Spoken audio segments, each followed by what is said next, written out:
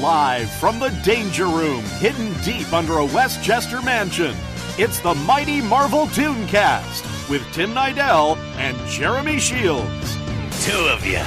The odds are getting better and better. Spiders, danger! We always kiss the bridesmaids, too. This ain't Cajun country, hun. Zip those lips. Kumbaya! He's alive. And in a lousy mood. I can't believe it. Get away while you can! Join them as they review classic Marvel animation. And now, here's Tim and Jeremy. Excelsior!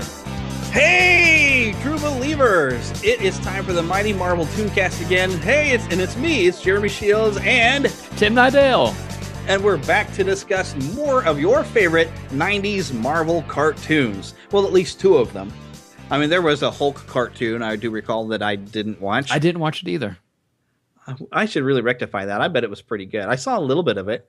But we're mainly here to talk about the Spider-Man cartoon and the X-Men cartoon because they were the best. There was a Fantastic Four and an Iron Man cartoon in the 90s that were also pretty good. And maybe we'll diverge into that at some point. But we love Spider-Man and X-Men, so that's what we're going to talk about. The last episode, we talked about the pilot of the Spider-Man series, Night of the Lizard. And conveniently, we'll go from Night of the Lizard to Night of the Sentinels. I know. What's up with the Knights? I don't. Why do Marvel villains always have to come in the night? It's so true. So evil. And this, Sentinels. I was so excited for this. Other than the fact that I was only vaguely familiar with Sentinels, mainly from the 6-player X-Men arcade game where you had the miniature Sentinels. Yes, amazing game. Oh, great game, and I'm thankful that I found a way to download it to my computer, so I've gotten to play through the entire game. Yeah. So cool. Yeah, it is.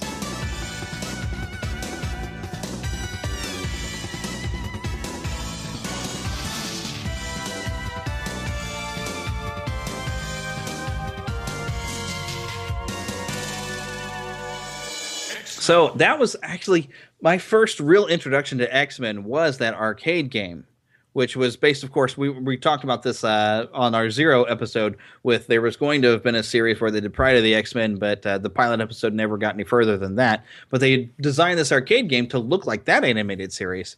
But that's where I didn't get to read a whole lot of comics when I was younger because I couldn't afford them. I had to borrow. So I wasn't that familiar with X-Men because I was, Spider-Man.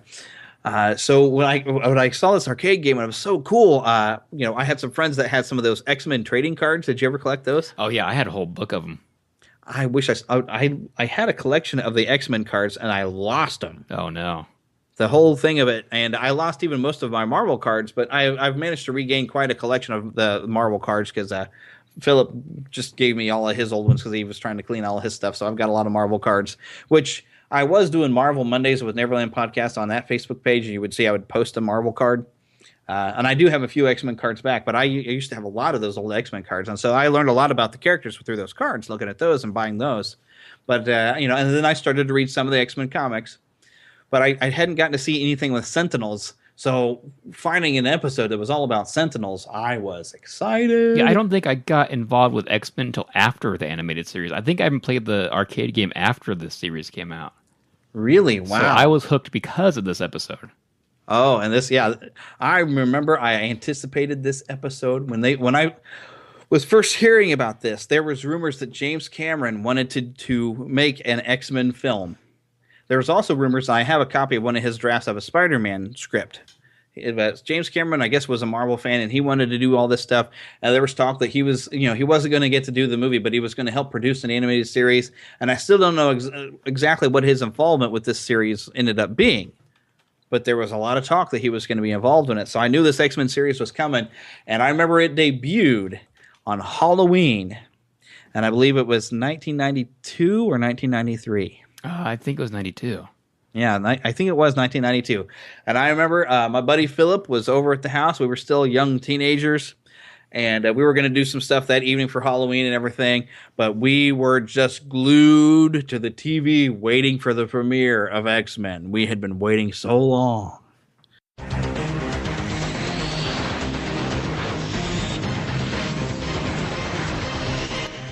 Yeah, I don't remember I know I saw it the day it aired, but as we talked about last episode, I wasn't anticipating it because I don't think I knew it was coming. Surprise! I know. And then I watched it, and it opens up with Sabretooth just like attacking the police, and the news is reporting, and it was amazing. Just the opening scene. First of all, you open up with that theme song, another huge rockin' theme song that I loved. Oh yeah. And there's some totally metal ones. If you look, E-Rock331, I think it is, on his YouTube channel, he has redone the X-Men theme song in complete metal. It is awesome. Nice. Oh yes, he's also got a Facebook page. He goes and does a lot of things, but that's a whole other story. But yes, probably one of my favorite cartoon theme songs of all time was the X-Men. Yeah, no, it's in my top 5. Oh yeah, I even you remember Mario Paint? Yeah. Oh yeah. I actually went on the music creator thing, and I was doing the X-Men theme, trying as best I could, trying to put it all in. But you're limited with how many measures you could do. Yeah. So as far as I got was do do do do do do do do do do do. And then I had a dee, and then I ran to the end where I couldn't do anymore. So I was like, funny. Look, it's kind of almost there, you know. I remember squashing mosquitoes on Mario Paint. Or swatting the flies. The flies, yeah. I used to try to, I actually did the Star Wars theme song on there one time, and I'd get a VCR tape and I'd record, so I'd have, because you couldn't save every music thing you made. So I would record my pictures, I would record my music and everything. And I might actually have some of that on a videotape somewhere.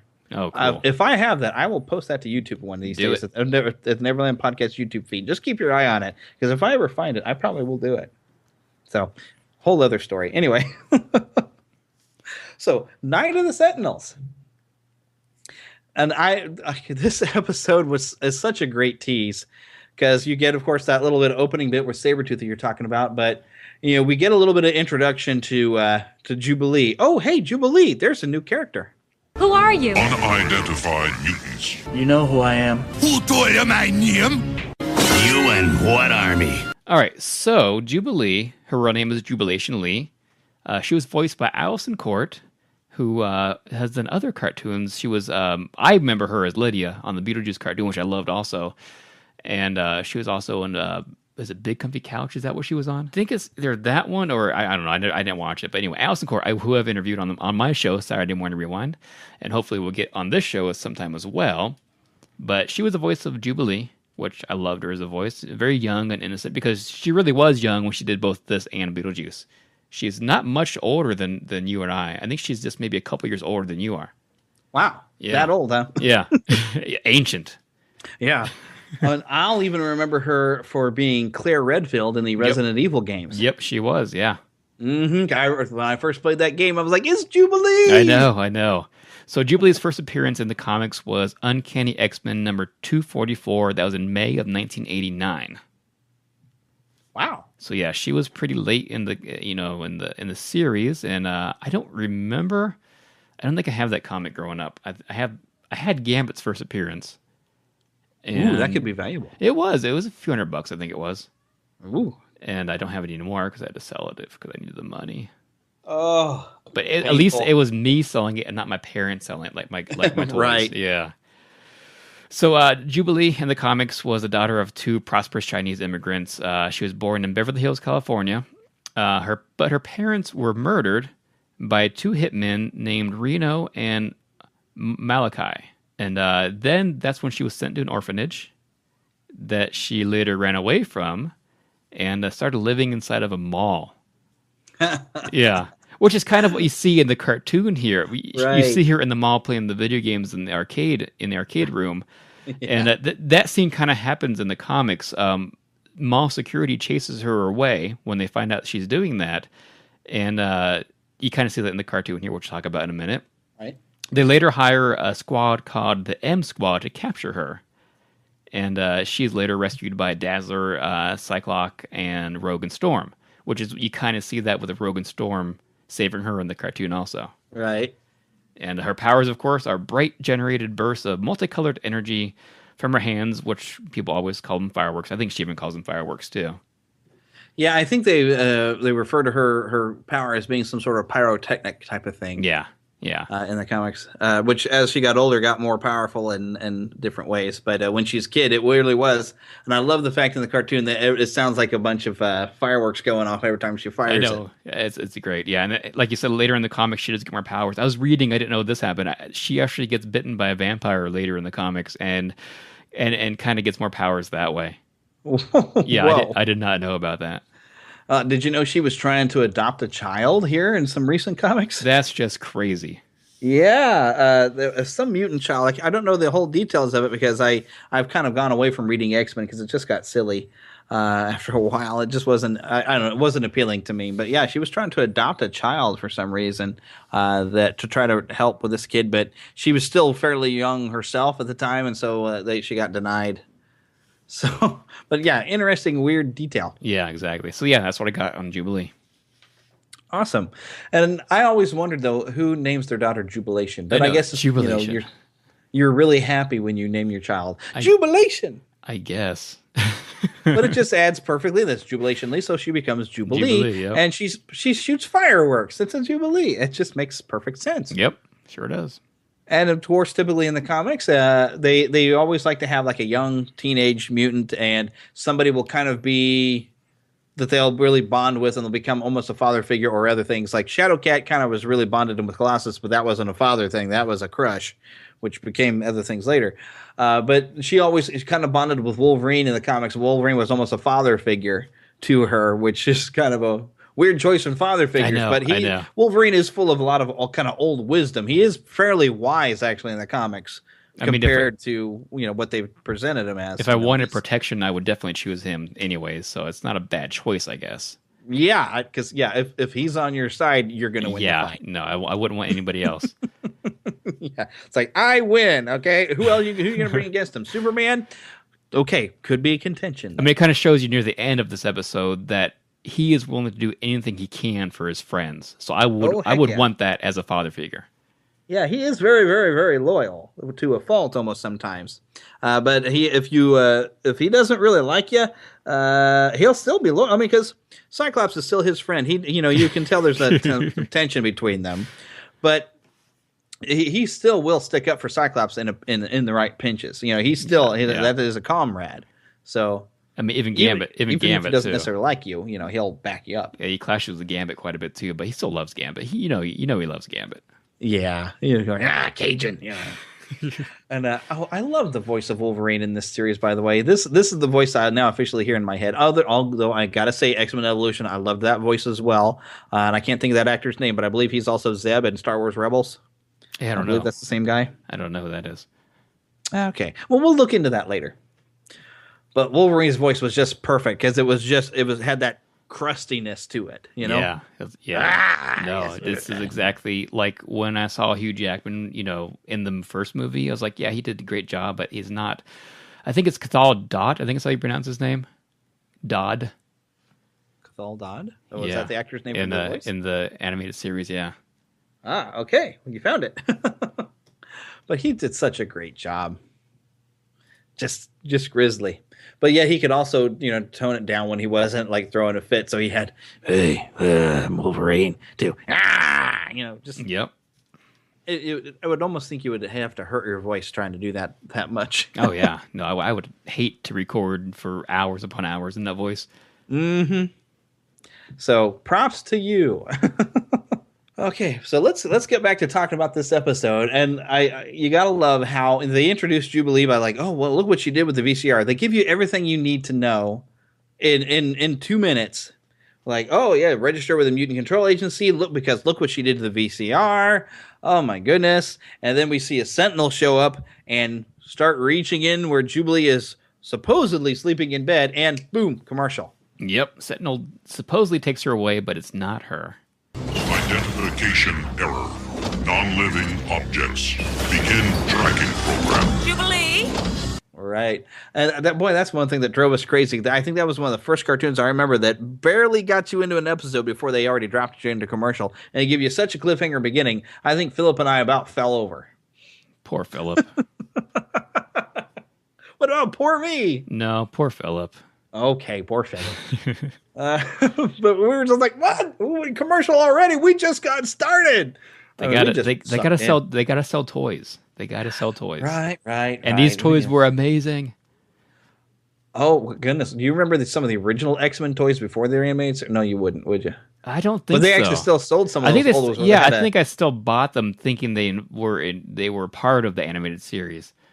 Yeah, they weren't really part of the animated series, but they had a Cyclops that was in the old X Factor uniform that you had a little switch on the back to make his visor light up. You know. Yeah, I had the one for the animated series that did the same thing. Yeah, and then they had a Wolverine that was still in the brown and orange outfit.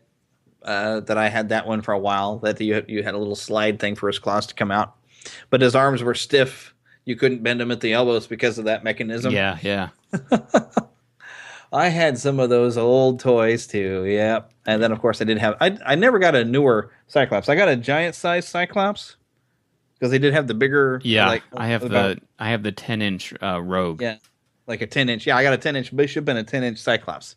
Nice. In this gear. So okay, that we ended up buying toys because they advertised toys, but you're not allowed to actually advertise toys of characters that appear in that series. So it would have been different. No, it's true. That's true. I forgot about that. So when we came back from commercials, as you said, it turns out no, Jubilee is not there, and the Sentinel ends up with a handful of nothing. And then it cuts to her inside of a mall playing a video game. I'll teach you to invade my universe. Which, I don't know what kind of video game she was playing, but we never had graphics that good at that time in the 90s. That's true. That was a good graphic game. Yeah, I mean, that was some severe stuff because we had a lot of everything with side-scrolling, And that's probably why the owner gets so mad when she breaks it. Yeah, you know how much that game costs? Yeah, the best line of the whole series right here. Hey, you! Do you know how much that game costs? Yeah, $0.25. Yep. Yeah, $0.25. And she lowers the shades down. Yep, so cool. And runs or walks away, but then ends up running because they start chasing her. Yeah. Well, see, that's the thing is I guess don't they show that the Sentinel kind of tracks her footprints? Yeah, there's something that he senses or sees tracking her. Yeah, so he ends up, well, we call it a he, but it's an it. It's a machine. Exactly. But it shows up at the mall. Now, of course, Jubilee is in serious trouble, but luckily she's got some friends that she hasn't met yet in the mall. Exactly. She's not alone. You then see Gambit buying a deck of cards, doing his I think Gambit's best mutant ability is flirting with girls. Well, I wish I'd have had that ability when I was single. No kidding. You must like to play cards. I like solitaire, okay? Unless I got someone to play with. Okay, Gambit is my favorite all-time X-Men, and it may be because of this animated series. Yeah, I think that's why Heather likes him too. Of course, I think she always liked the relationship between him and Rogue and everything. I thought that was good. It was great. A great soap opera. Yeah, and I think the animated series got me more interested in their relationship too, to where I remember I have an X-Men comic that has where like Gambit and Rogue kind of go out on a date and get as close to each other as they possibly can without actually touching, and you're just like, oh no, come on, just risk it, dude. I know. I mean, he does risk it at some point later on in the series. You'll see that later, right? But it's not. I mean, it's not her that tells him to risk it. We'll talk about that in episodes to come. Later episode, because it's coming. So yeah, the mall. Okay, now this is something that's fun.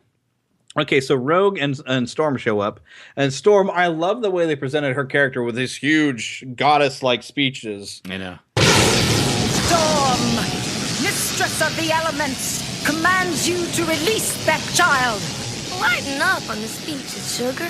And that's why Rogue is my second favorite X-Men, because I love Lenore Zan and I love Chris Potter just together. It's amazing. Yeah, and Storm uses some power. I don't know where she gets the power to turn her clothes into her X-Men uniform. Maybe she burned her clothes off and had the uniform underneath or something. I don't understand that. It just looks cool. Yeah, it's true. But there's one little bone to now pick with this scene because Storm's coming in and she's flying over there. Rogue grabs the escalator as if it's a one solid piece. Have you ever noticed this? No, I didn't. I've seen it 100 times too. If you look at escalators, they're separate stair pieces, whatever. But Rogue grabs it like it's one kind of weird bendy piece of metal to use it to block a blast coming at her. See, I think her other super mutant power is turning multiple things into one thing. Apparently. That's what it is. I don't know where she got that power. Who in the world do you absorb to get that? Miss Marvel. Well, Miss Marvel can't do that. She could after she absorbed the power of mutated man that is able to turn multiple things into one thing. Yeah. Yep. We just invented a character. Mutated man. Mutated man. Yeah, we're being wildly inventive, but that's something that's always bugged me about this episode. I'm like, you can't do that. That doesn't work that way. Yeah. Somebody wasn't thinking when they put that in the storyboard or something. But by this time, of course, now Rogue, I love the way she's just going and bashing the brains in on this thing. And Jubilee's looking over at Storm like, did you see what she did? Yeah, she's in a miniskirt too. It's amazing. Yeah, I love the way Storm's just like, yeah, Rogue has a real way with men. And she's just pummeling this thing. And that's why Gambit and Rogue are perfect for each other. Because she can pummel him badly. Yeah. He loves it. Which, speaking of Gambit, she smashes this thing down into the upper deck, and the thing kind of crashes into the store where Gambit is. And Gambit has one of the best lines. He's always got the best lines. Don't worry, Cher. Your insurance can handle it. He loves the women, man. He'll do anything to help them. I wish I was that smooth. I'm telling you. James Bond has nothing on Gambit in this series. For just having great one-liners. Oh, but see, now Gambit gets in there and he's flinging cards at the thing, and Jubilee's like, who are you? And my gosh. The Gambit, petite, it's like, yeah, This is great. But you got to love how when the Sentinel first encounters Storm and Rogue, scans them, unidentified mutants, ignore, doesn't care. Mm-hmm. But then after Gambit's been flinging cards at him, and the Sentinel blasts Gambit through a sign and down, the Sentinel scans Gambit, unidentified mutant, expendable. In other words, Gambit ticked him off and was like, you know what, I can smash you. I'm going to smash this one because I'm mad. Oh yeah, why not? Because Gambit's the one that ticked it off. It's true. That's very true. But yeah, I love this whole mall fight, and I love the way it gets ended out here because, Jubilee finally just comes out and unleashes her power for once almost on purpose and blasts the Sentinel. Actually knocks it back a little bit, staggers it a little bit. Yeah, it's then pretty runs shocking. Outside. It's pretty shocking that her little fireworks were able to do that. Yeah, I mean, she's got more power, but she's young yet. Her power's still developing, but she's got more power than she realizes at this point. But I love the way this goes. She goes running outside the mall. The Sentinel throws this little gas bomb out there, and she runs right into Cyclops. And because Cyclops was always my favorite, I love the way he identifies himself. And she's like, well, who are you? And it's the Cyclops. Tells her to get down. And then the Sentinel fires a blast, knocks over a pole, and it's like, oh, look, an energy blast, huh? Well, here's one from a pro. One shot knocks the head clean off that thing. I know, it's amazing. I love it because, yes, you see everybody else kind of struggling, trying to fight with a Sentinel. Then Cyclops shows up and is like, oh, look, a robot. Bam. And that's something we never saw in the movies because he always looked like, a helpless kind of a mutant. To me, at least, in the movies, like, oh, Cyclops, I don't want him to help me. I want somebody else, somebody tougher. But here, he finishes the job. Yeah, that's one of the issues I actually had with the original. I think they did a little bit better with him here recently in the X-Men Apocalypse, but I did not like the portrayal of Cyclops, especially in that first movie. Yeah, they just didn't get it right. Well, if you go back and listen to my recent interview with Chris Potter, the voice of Gambit in my Saturday Morning Rewind cartoon episode podcast, he talks about how he was asked to audition for the role of Cyclops for the movies. And of course he didn't get it, but that would have been really cool. Although it would be cool to have him as Gambit because he actually looks like Gambit. It would be really cool to see him in the movie. Although I did kind of like the guy that had played Gambit in Origins. I just wish he'd have had a Cajun accent. Yeah, a bigger part too. A better movie and a bigger part. Yeah, but he did kind of have a cool look. Yeah. I liked the hat, and I liked the way his eyes kind of turned when he was charging a card. So yep, and he's got a Disney connection. He was John Carter.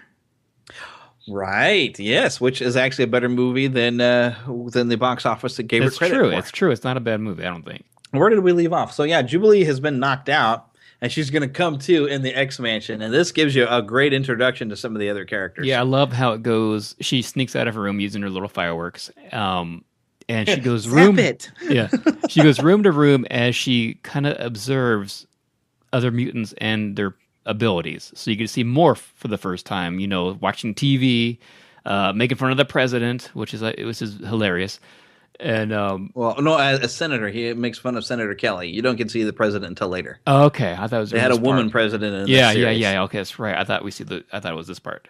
Nope. You see Senator Kelly, which during this scene you do get a bit more established of the world that the X-Men are living in, because you have Senator Kelly talking mutant registration and all this stuff, and my fellow Americans, I am an idiot. His Morph's reaction when he impersonates him. And then the next room she sees is Beast. He's upside down. What's he doing? Reading a book or something? I forget. No, he's messing with chemicals, and I love this, what he says. It would be quite disconcerting if this were to detonate. Disconcerting, yet provocative. Gotta love Beast. Beast is a great character. He's such a great character. But yes, he's mixing chemicals while he's upside down hanging from the ceiling.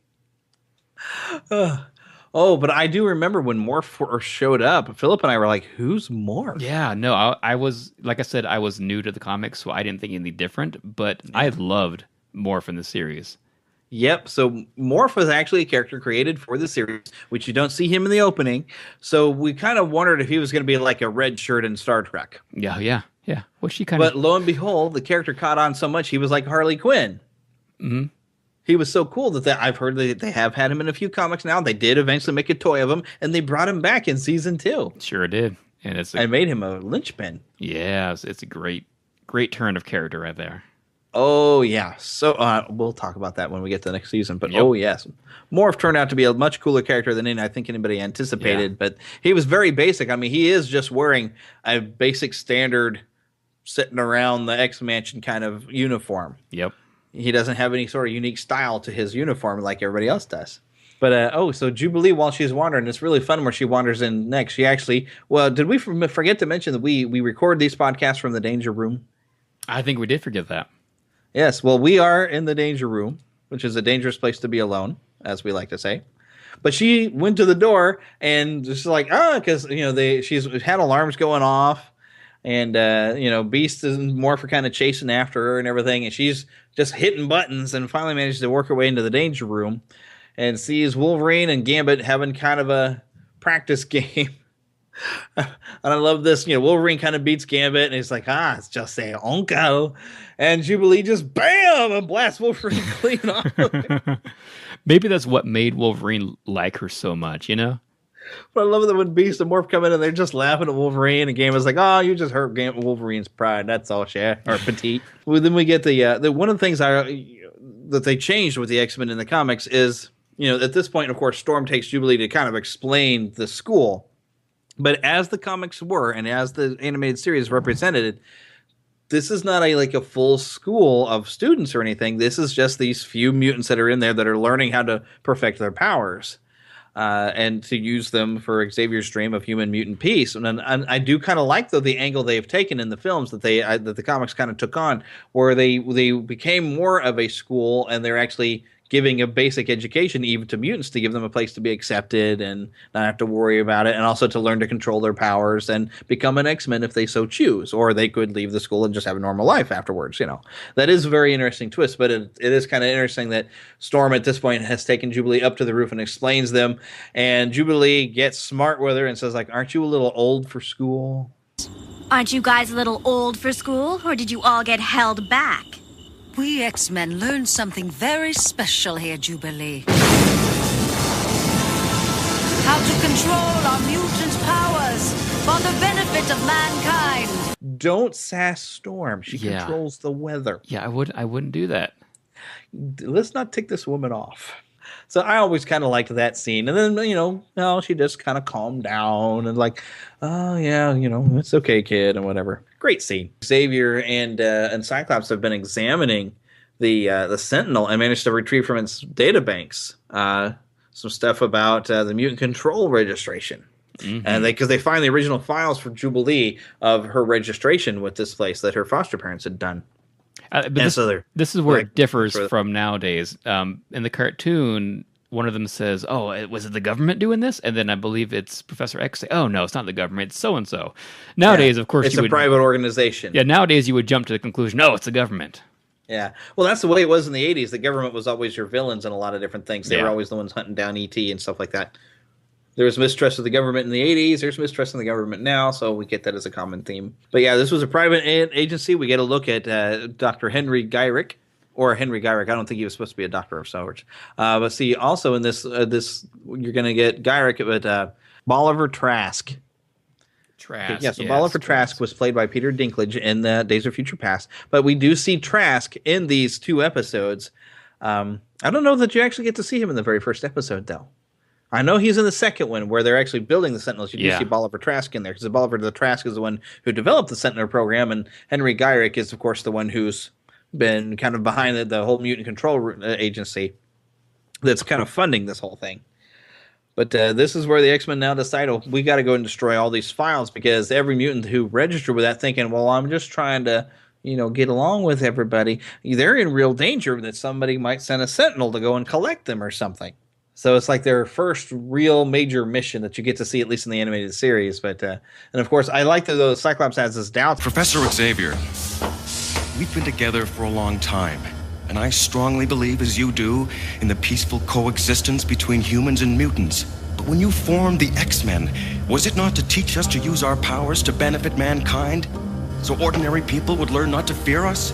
Professor, aren't we? I know what you're going to say, Cyclops, but I'm afraid we have no choice. What's the matter? Teacher's pet got cold feet? Anytime, pretty boy. But and at some point, the Wolverine had kind of wandered off on his own while they're getting prepared for this mission to go and kind of track the girl, because Jubilee disappears. Yeah. Because she's worried about her foster parents, and Wolverine goes off tracking her when they're leaving for this mission. So it's like, well, whatever. So, but we have a really great conversation now when they land kind of outside of the mutant control registration building. There's a really great conversation there between like Rogue, Beast, and Morph. Because Rogue is like, hey, Beast, you're so smart. What is it that makes us like we are? And Beast starts listening. Everything that Marvel has ever used to give someone superpowers, he pretty much goes through is like radiation, ozone, all this stuff, other stuff, and then he goes television. And I love the way that Morph jumps in. Progress. It's just a great line. It's really good humor, and it's even funny. Where golly, what is it? I think Morph kind of bends a tree and comes back and whacks Wolverine with it or something, just goofing around. Yep. Because Wolverine does show back up. And it's like, wow, you guys make a lot of noise for doing a secret mission. Yeah, I love how he's a rebel. I love it. Yeah, he just shows up and it's like, well, did you manage to follow the girl anywhere? Says, yeah, Trail got cold, got bit by a dog too. You wonder though what he did to the dog. Yeah, seriously. It wasn't good. Did he neuter it? Did he make sausages out of it? Or did he just kick it off? No telling what level his temper's going to go to. We'll find out in episode... No, I don't know. I'm just kidding. Yeah. But, of course, now they split into 2 different teams. Because Morph is going in. Gambit kind of wanted to be able to sneak into the place because he used to be a thief. But he's staying outside with Cyclops and Rogue. While Wolverine, Storm, and Beast and Morph are going inside the building to go in and destroy the actual files. There's a really fun little scene. Hey, can you guys boost me over the fence, Beast?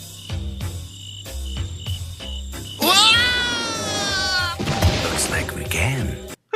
They find little ways to throw some little bits of humor into this that was just so fun. You gotta have fun, Oh yeah.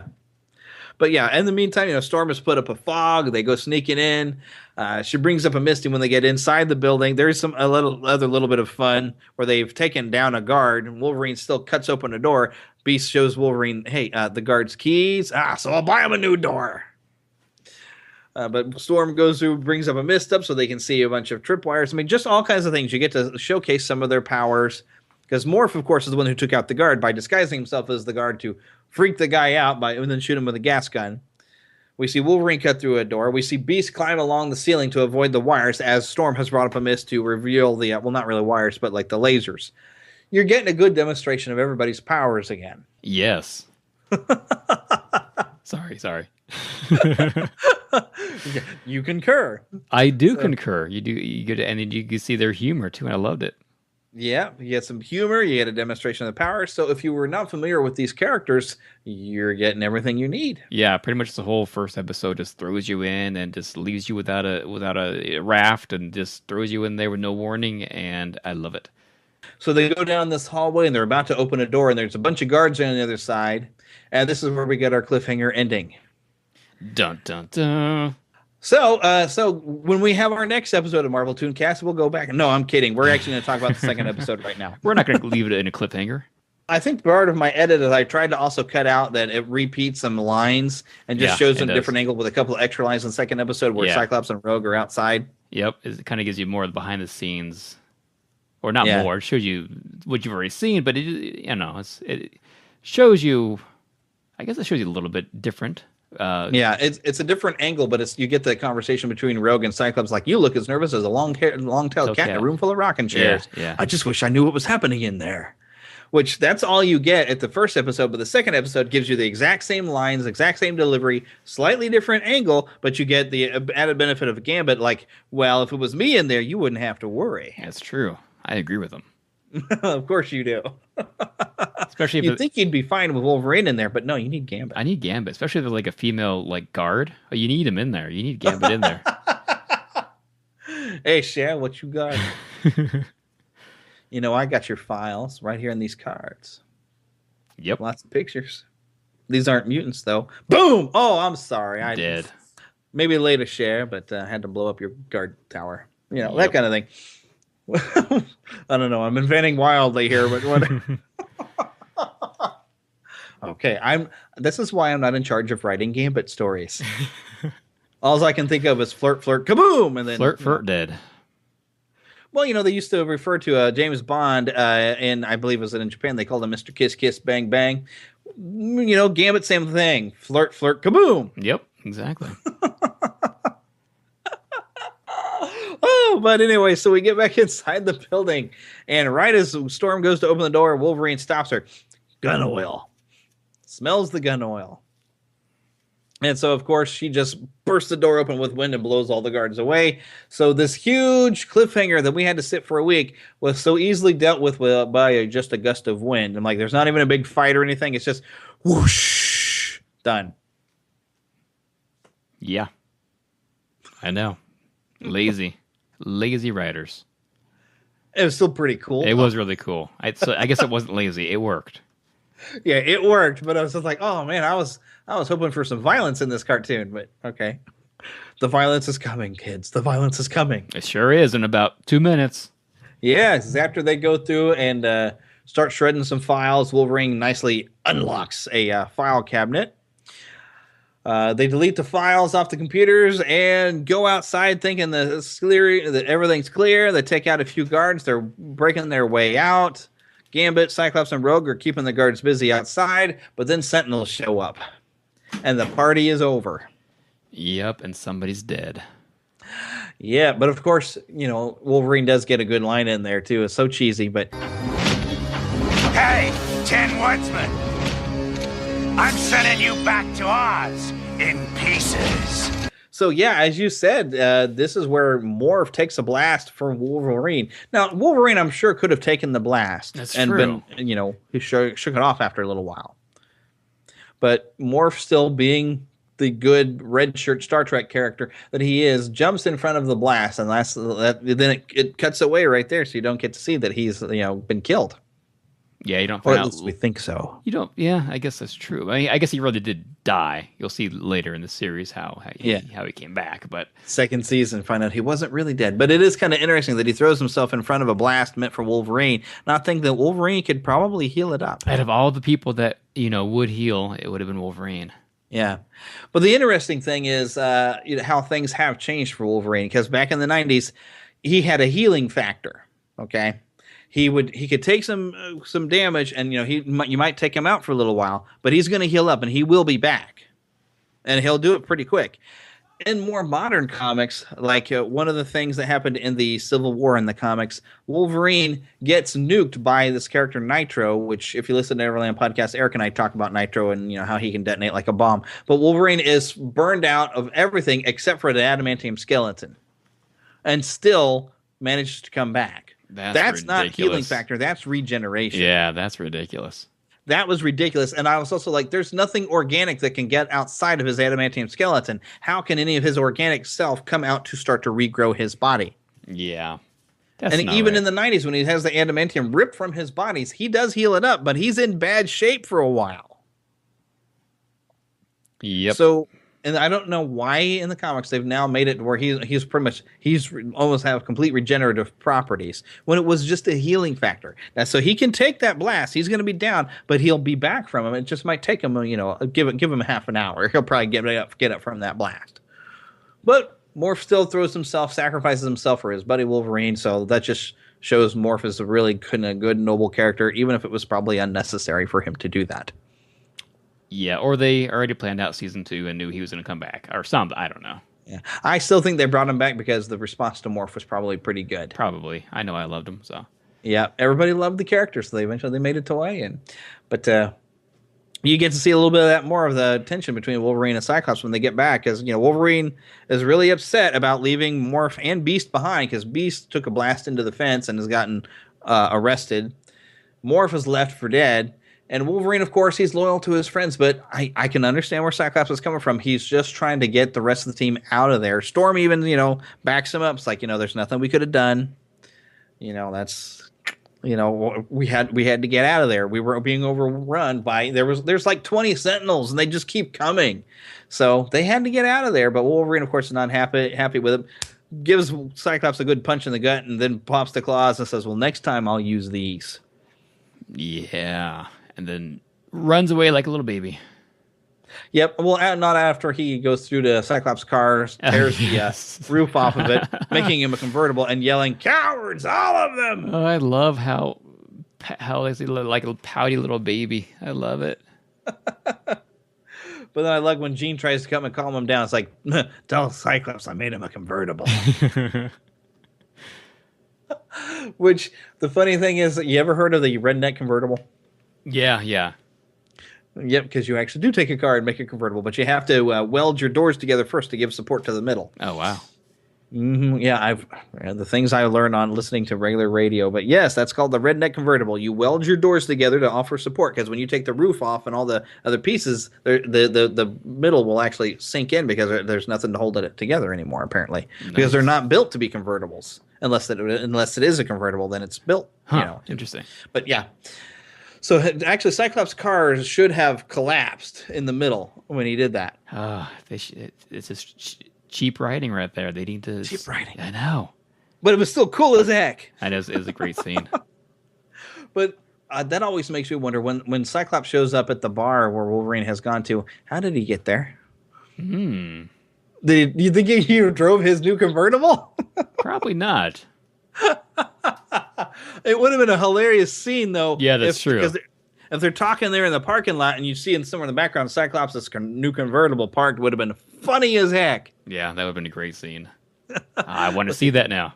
Yes, I now want to see it, but I even looked for it. I was like, come on, they got to put the convertible back there. Just because how does Cyclops get there? Because you don't see the Blackbird out there anywhere. No, you don't see another vehicle or anything. Did he call Uber? Ooh. Did Jean drive him? Or did he get flown there by Rogue or Storm? Which, in that case, where are they? I know, all these possibilities.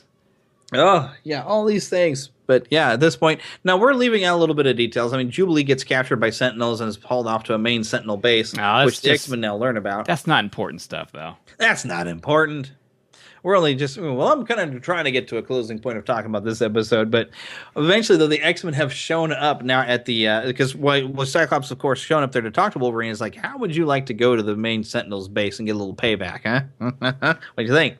So this is where you finally do get to see, Peter Gyrick, and what did I say the other guy's name was?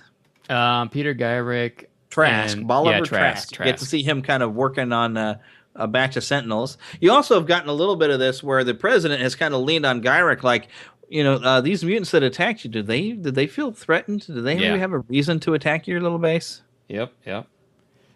Just kind of, provoking things. But I always kind of like that, just as that little thought, like, maybe there's something a little off with your little mutant control program. Yeah, I like that actually, how they kind of were trying to help the mutants, you know what I mean?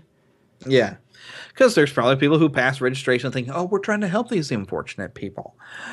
It's like, yeah, well, you don't need to register them that way because that never works out good for anybody. Mm-hmm. Just ask the Jews. Being registered by a government group is not a good thing. No. So, which of course explains Magneto, which comes up in episode 3, which we'll talk about in a couple of episodes away from now. So, it's coming.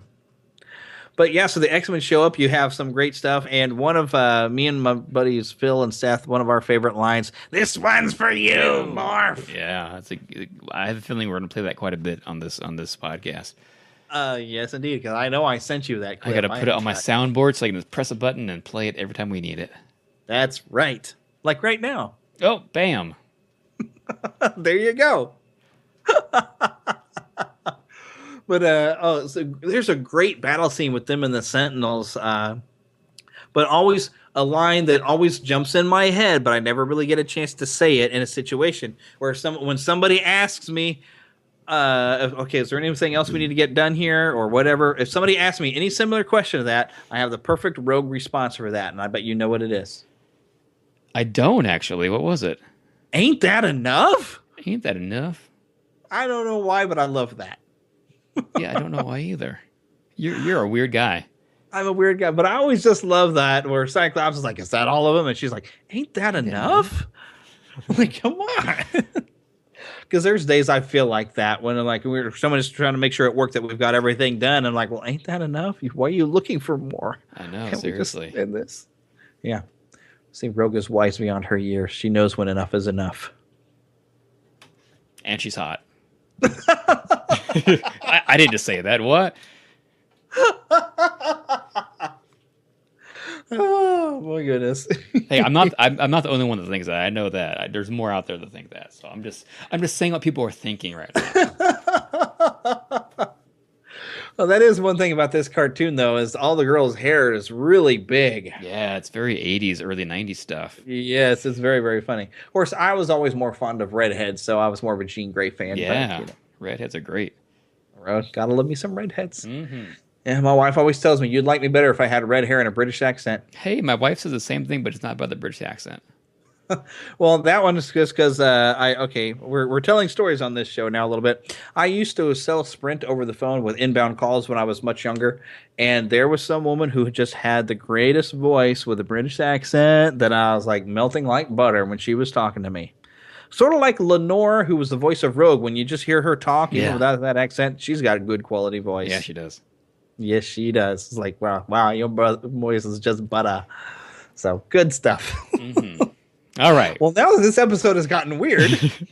Let's make it unweird. How does it end? How does it end? Well, Jubilee gets to say goodbye to her foster parents. Say, hey, this professor and all these people, I think that's a place for someone like me. So thanks for being good foster parents for the past year. I'm out of here later. See ya. I like how I like how she also says, I'll come by and visit, when she never does. Right. Well, maybe we just didn't ever see when she visited because, it would be a very boring episode if nothing happened. And it was just, we're going to go visit her foster parents. Meanwhile, at the foster house. Oh, yeah. I met this guy named Magneto, and he nearly nuked the world. And Storm had to... Oh, wait a minute. We're spoiling the next episode. Yeah. Yeah, I don't think her foster parents were allowed her to go to that school anymore. They'd have been like, what? Where did that come? I cannot believe I just actually did the whole what thing. Wow. Okay. Well, with that, I think we've said about as much about this episode as we need to, right? Yeah, I think it's an amazing episode. Of course, our podcast is amazing, but Night in the Sentinels was amazing too. Mm-hmm. Fantastic two-parter, and I remember that they put both of these parts out. I believe Pizza Hut had video cassettes of this two-part episode. Yeah, I remember that. I unfortunately didn't get it that way, but I was like, I recorded it off TV, so that's okay. The only thing like that I ever got from Pizza Hut, I remember, was the cassette tape out of our shelves from Teenage Mutant Ninja Turtles, the live tour. Yeah, I never got that. I wish I did, though. I did get that tape. I have seen that CD available in stores. In fact, I do have a digital copy of that, and I still like it. It's terrible, but I love it. Wow. Okay, tangent.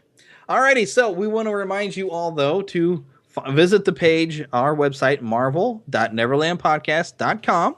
We do have a Twitter feed at Marvel ToonCast. Also, make sure you come and like our page on Facebook, which is facebook.com/Marvel ToonCast.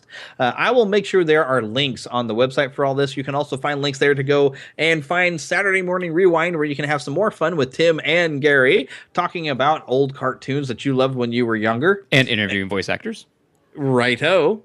And of course, you'll find a link for the Neverland podcast, which is, I guess, almost a network show because I'm still using sort of the same website. Mm-hmm. But the Neverland podcast is, of course, where I talk about cartoons when you're young, toys when you're young, and then also end up doing a healthy dose of Disney, Marvel, Star Wars, Pixar, and all that kind of fun stuff that makes us feel like we're a kid again. That's Little right. pixie dust for your week. Amen. Yes, which we need.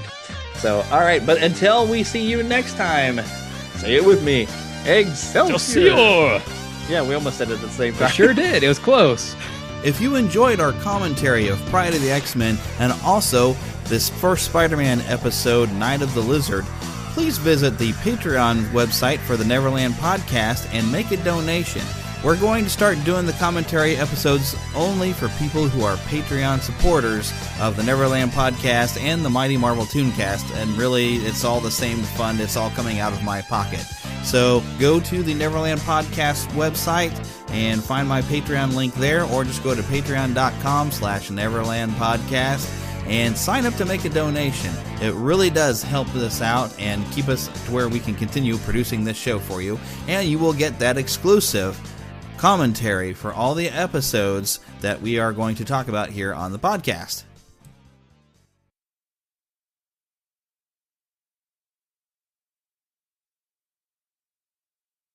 I mean, there was a Fantastic Four cartoon and an Iron Man. Edit. I'm going to take that line again.